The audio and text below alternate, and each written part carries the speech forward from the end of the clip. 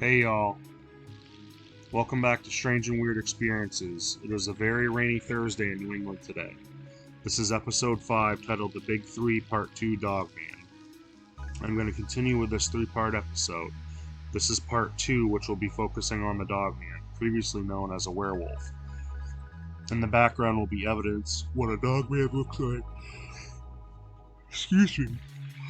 Will be evidence of what a Dogman looks like. Most dogmen look like your typical Hollywood movie based on werewolves, except to the extent of there's no transformation from human to canine or canine to human. Skinwalkers and Wendigos are closer to that realm, but that has to do with black magic and rituals. Alright, to start part 2, I'm going to be sharing information that I've gathered over the years relating to Dogman. By all means, I am no expert. The lichen and werewolves have been around for thousands of years, starting in the European folklore. I believe some types have been around for those thousands of years, but also some of them have been bred and altered by labs for military use for mission purposes. From what I've gathered from accounts of Dogman experiences, they're mostly around 6 to 8 feet tall on 2 legs, though some claim 8 foot plus. They are 3 to 4.5 feet tall on all fours and weigh an estimated 250 to 500 pounds on average. Females obviously being smaller, just like with wolves, so they're not as tall or weigh as much. I have also heard from experiences that what people believe to be female dogmen, they usually have a lighter coat compared to the males. Dogmen have been reported to have around 1 to 3 inch claws and have hands representing the looks of raccoon hands and paws. They have a medium to long coat of fur and have been seen with manes like a coyote or a juvenile male lion around the neck area. Many eyewitnesses report their front legs being noticeably longer than the rear legs, like the stance of a hyena, but on a much larger scale. The Dogman usually have a 1 to 2 foot bushy tail. Their hind legs have the typical dog hocks, pointing the opposite of human legs. They have been said to look like a German Shepherd, or Doberman Pinscher, or Rottweiler, or Alaskan Malamute, but also coyote and wolf.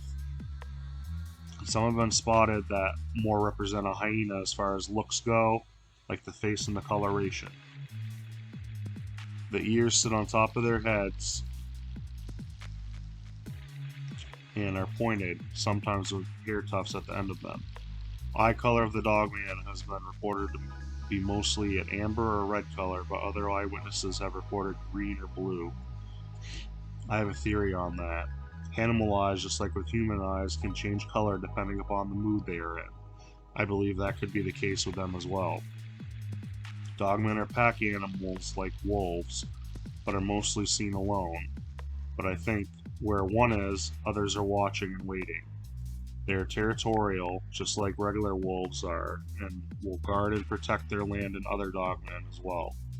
The speed of the dogman is ungodly from reports that I've heard, and people have reported that seeing a fast flash of fur when it runs.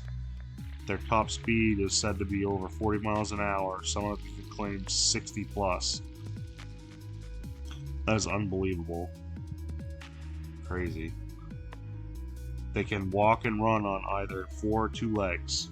The Dogman's front paw prints look like your typical large dog or wolf print, but much larger and pronounced as they are heavier.